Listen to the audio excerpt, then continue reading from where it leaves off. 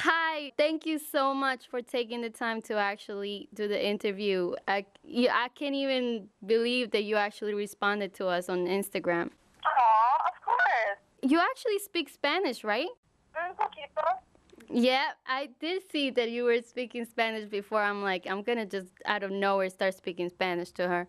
The thing is, they'll go off on a tangent, and then I'll get lost. I'll be like, okay, wait a minute, slow down, because I'm not fluent. I was more fluent growing up. Really? Because I was many Puerto Ricans in Philadelphia. But when I moved to Atlanta, like, I lost a lot of it. Wow. I actually used to think that you guys were Spanish just because of the last name. We are. You are? Yeah, we're Portuguese, white, black, and Mexican. What? That's crazy. I always wonder, like, why Lopez and it has an S. So I was like, they have to be Spanish. That's Portuguese, but the S is Portuguese. Oh, really? I didn't know that. There's so many people here with that last name. I would have never known. Yeah, and then my grandfather, he's the one that's Mexican.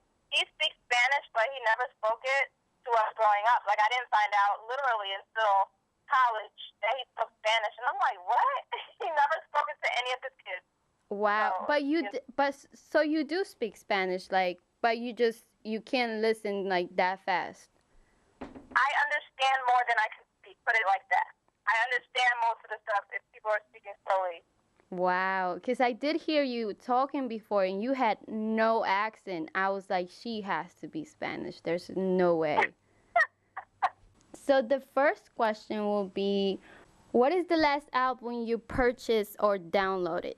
Wow, I know this may sound weird because I'm an artist, but I really don't buy or download music. I really don't. I listen to the radio when I'm driving in my car, but I really don't purchase music. I listen to a lot of old 80s rock, 80s hip hop. So that's like stuff that I've had for a long time. But I really don't purchase music. Really?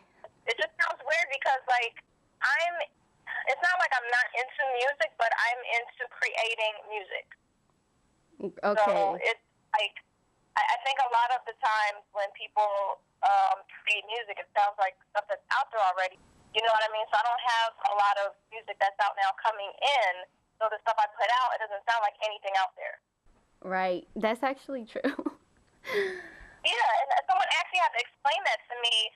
You know, they were like, that's why your stuff sounds so different because you don't really listen to a lot of the music that's out there. I was like, yeah, you know what? That's actually true. So, yeah. But the first album I ever owned was Alanis Morissette, and someone bought it for me. So the next question is, many people have found at one point in their life they were misunderstood. Can you tell us a misconception about that you had? I think just with choosing to do rock, you know, I think when I first used to do interviews, I don't get this now, thank God, but when I first started, they would always ask me, why do I do rock music? And, you know, I guess because, you know, I'm black, they would assume for me to do, you know, hip-hop or R&B or whatever. You know, they would be like, why are you doing rock music? Why did you choose to do rock music? And I'm like, that's what I grew up listening to, rock music, so why would I not do what I grew up listening to? And so that was probably the main, you know, misconception that, you know, if you're black, you shouldn't be doing rock. You know, it doesn't even make sense. Yeah. Okay. So explain hip rock. I thought that name was so creative. Like, I would have never thought about, mixing hip rock. So what does that mean, and how did you come up with the idea of putting those two sounds together? Well, because I grew up in Philly, and it was mostly hip-hop around me, but I was introduced to rock by actually my first boyfriend. I can't remember how old I was, but anyway, he listened to rock, so that was like my first introduction to rock. But no one around me or in my family was listening to it, so I just gravitated towards that when I heard it. You know, with the hip hop and the R&B, it was just there. It was just around, like I didn't choose to listen to it. So naturally, when I decided to do music, it was like I had to fuse the two because I don't sing, so I couldn't do it on R&B, but I rapped, but I liked rock music. So it was only natural for me to fuse it, and to me, the name hip rock just sounds better than rap rock. Like hip rock just, sound like a genre, so that's why I labeled it hip hop. In one of your interviews, you said your music is written based on your emotions and experiences. Tell us about like one line or one song that is very close to your heart and why. I would say, and this song it's not really out. It's entitled Venus, and I think it's a snippet on my website, but I'm not sure. Anyway, it's the story of a girl that was abused when I was in first or second grade, and I pretty much just tell the story in the song, and her name was Venus, and that's what I entitled the song. I will try to find it when you put it out. Yeah, I'm pretty sure.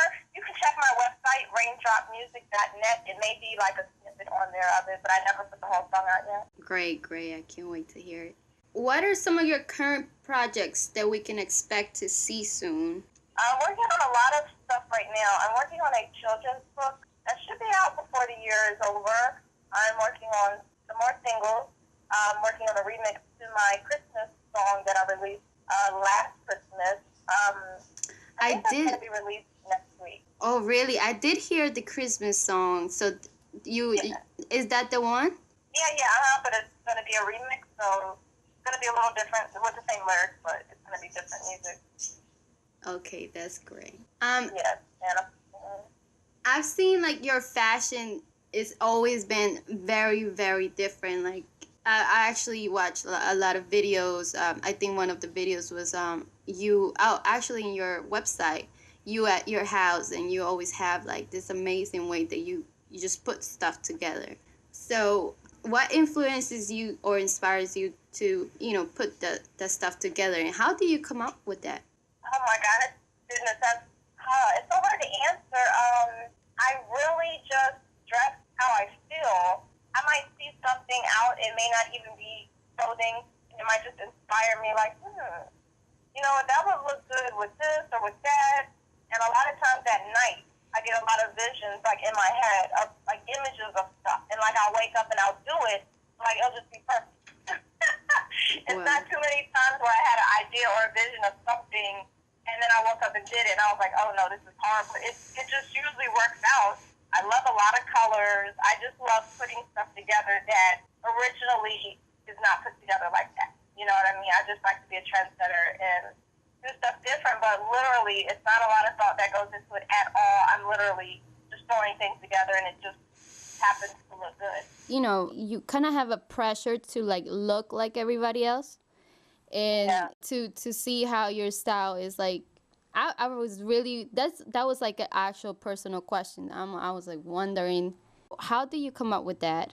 And is this really how you really dress? Like, 'cause that's so cool. Yeah, and then a lot of it is it's in my blood. Like my grandfather was the first Mexican American to have his own furniture shop. Like he had his own furniture business back in the 50s, and he literally designed, made, and sold his own furniture to like department stores, by hand. So he had his own factory, and then my mom, she worked in his factory. She became an interior decorator. So literally, creativity, it runs in our blood. Wow. Can I be in your family? Okay, so one of your favorite artists is Alanis Morris. I don't know if I said it the right way. I'm so used to saying her name the Spanish way. Alanis Morissette. There you go. I just always say it the Spanish way. Okay, it's okay. Have you ever met her, and do you plan to work with her in the future? You know what? I have never met her. I would love to meet her, and I would love to work with her. I mean, she inspired me so much. She was my main inspiration because it was the first album I ever owned. So when I ended up going to college in Pennsylvania, and that's when my family moved to Atlanta, I would drive back and forth like during holidays, and that's about 14, 15-hour drive. So So, like that one album, the album I would put in because it was the only album I had and listen to it over and over and over and over for 15 hours. Really? There, 15 hours back. And so it's just like her words, the way she, did stuff. It was raw. It was just her. That influenced me so much when I decided to do music because that's like the only thing that I had to refer to, was the way she did things. And she always spoke from her emotions, her music. For that album called Jagged Little Pill, it was a very emotional album. Okay, so for every artist, time and space is very important when it comes to creating art. Where is your favorite place to record and write music, and why? Well, I'll start with the recording. My favorite place to record, and I have actually recorded all of my songs in my sister's studio, Lisa's studio in Atlanta. It's still in the house that she used to live in. My brother runs the studio right now, so that's where I record everything. I don't write everything in there. I have written in there, but writing, I don't have a favorite place to write. I literally just write whenever something comes to me. I can be on an airplane. I can be in my bed. Something might come to me at night in my dreams. I might be just sitting here on the phone with you, and I'll jot something down after I finish. Writing is just everywhere and anytime. Great. So if you write a song, I'll say that I was your inspiration. Yep, you never know. When I hang up, I'm like, it might be something you said, that might inspire a song. I'll take credit for that. Okay, so I'm very excited to see what you have to say about this one. Tell us a little about your cooking show and why a cooking show. Okay, well, first and foremost, a lot of people don't know this, but I grew up overweight. Really? Yes, I wasn't obese, but I was overweight. I mean, I'm only 5 feet, and I was overweight. I was called fatback and chunky by my brother growing up, like my whole life. And when I got to a certain point, I think it was when I moved to Atlanta from Philly, and I just started working out. And I just started losing weight, not even really paying attention. And then I just started getting more into the health aspect. And I would just think back to, being in school and stuff and not really feeling good about myself because I was overweight, but I never had anyone try to help me. Never. Like, not one time did anyone ever, say, did I want any help? Was I fine with being like that? So, I just want to put a platform out there to help, and it's geared towards young people, preteens, teens, and it's pretty much to show them that you can eat healthy and the food can taste delicious, because I think a misconception is that if it's healthy, it's successful, or it's bland. And, I have to say, I've tasted a lot of healthy food and it's bland, but I don't cook like that. My food is very good. It's not bland. I love spices. Spices are good for you. Herbs are good for you. And I make sure that I put a lot of them in my food, so the food has a lot of kick, a lot of taste to it. And it's really good stuff. So that's my main thing, and obesity is really high right now. A lot of kids, they just eat what they see on TV. And, you open their cabinets and, it's just snacks from what they see on TV. I just want to introduce something else to them. That way they have options. Where can I see your show? Because I was trying to find it and I couldn't find it. Well, there's clips on, you can type in Reigndrop Lopes cooking show. There's a couple of clips on YouTube. The show's not out yet because it's still in production, but there are some clips on YouTube. Okay, great. Because when I was listening to, how you eat and stuff, I was wondering how you do it, because I'm so used to eating the Spanish way, which is everything. Oh, I know. I grew up eating arroz con pollo, arroz y habichuelas, bacalaitos, relleno de papas, all that stuff. That's what I grew up eating, because, like I said, Philly, half of it was Puerto Rico. So I grew up on that food, and it was delicious. But now it's just you can cook some of those same dishes and just cook it a healthy way. That's great. You sound so Spanish when you talk. I know. What is the strangest thing you have in your room? You know what? I saw that question on it, and I laugh because when people walk in my house, and I don't let a lot of people in my house, but they like stop and stare. It's like a museum because I don't know if you've ever seen like Pee Wee's Playhouse before, or maybe you can imagine what Pee Wee's Playhouse look like. But it's like I have like giant stuff all around. Like I have a 7-foot watch on my wall, like it's literally 7 feet. I have like a 5-foot crayon. Well, I have 2 of those, and one has my name on it.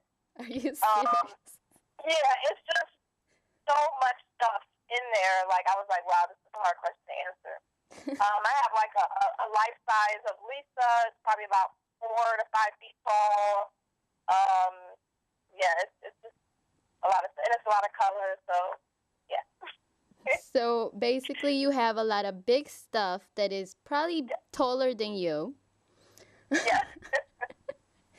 Okay, great.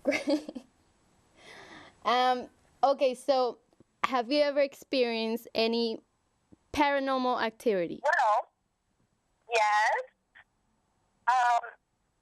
Actually, not my whole family, but there was a time where me, Lisa, my brother, Ron, and my mom stood up. And we were like little kids. So I think I was like, I might have been like between 7 and 8 or something like that. But anyway, Ronald, my brother, was the first person to see this spirit. So he kept running in my mom's room at night, saying this man was standing in his doorway. So he kept doing it, so my mother ended up switching our rooms. She put me and Lisa in his room and him in our room. So then Lisa had saw the same man standing in the doorway, to my mom. And so my mom, one time, she saw him. Now, I did not see him, but I saw what he was doing. Like, I saw, like, stuff, like, in midair. It was like a cup pouring water in the sink. And I was just, like, standing there, like, kind of in shock, but not in shock because you're a kid, so you're not really grasping what's happening. Mm-mm. And, yeah, and I think for some reason, I think everyone can't see spirits, so I just saw what he was doing, and they actually saw him, all of them. So that was my experience, and we ended up moving because other stuff would happen, like the plants in the house would be swinging back and forth nonstop, and no windows were open, and we had like a house with the gate surrounding the entire house, and we had about 11 dogs at that time, and we would lock the doors at night, and in the daytime, the doors would just be unlocked. No one could get in because we had a gate, and then we had like 11 dogs, like big German Shepherd dogs. So stuff was just happening, so we ended up moving, and yeah, I don't think anyone lives in the house to this day. So I tried to look it up online, and I think it wasn't even there anymore. Yeah, you were trying to look it up. Please go to the haunted house in Halloween. That is Lisa, crazy. actually, I think she tried to go back there, and I gotta ask my brother, did she? I know she tried to go back to the house just to see it, and I can't remember if it was still up back then. I'm not sure. That's crazy. I would not go back to the house. I don't care. And I actually hope that I don't remember, like, you know how when you go to sleep at night and you think about everything you did that day? I just hope I don't think about you telling me the story because I hate, like, I will seriously get scared and not be able to go to sleep. Oh, no. See, that's why I think I didn't see him because, like, some people could take more than other people, and I don't even watch horror movies. Like, I'm, such a scary person. I don't watch scary movies. I don't watch graphic violent movies. Like, certain images I can't deal with, period. So, I think that's why I wasn't able to actually see him. It may have freaked me out way too much.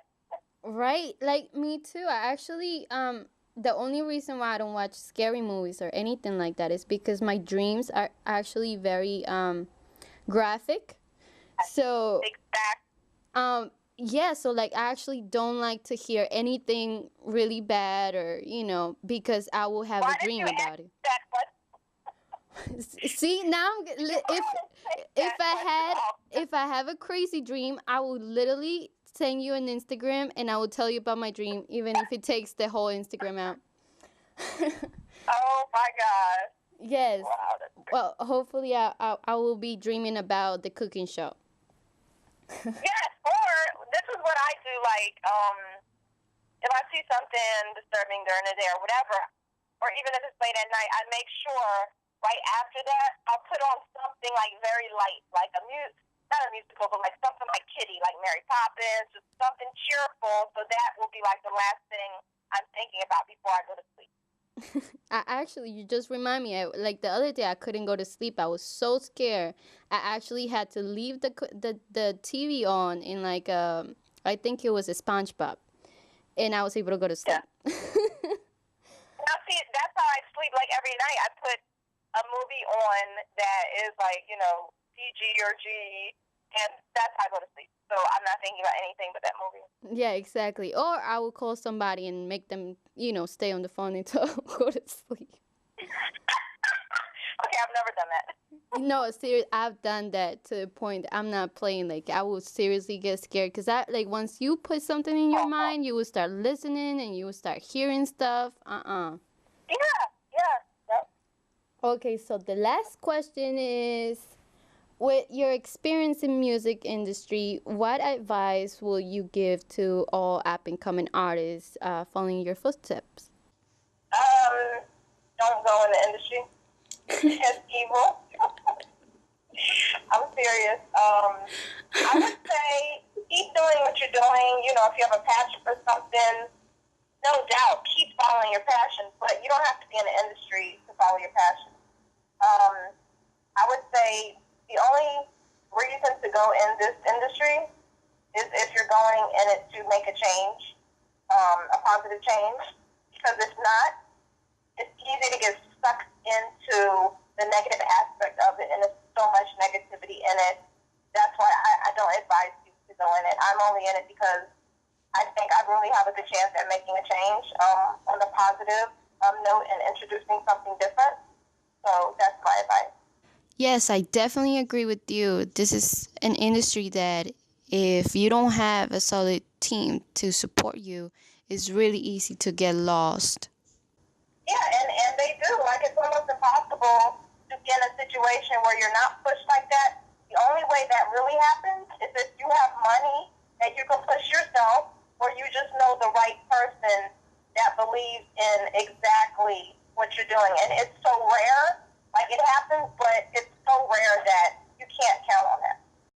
Well, we definitely want to thank you for taking the time to do the interview with Tu Vida magazine.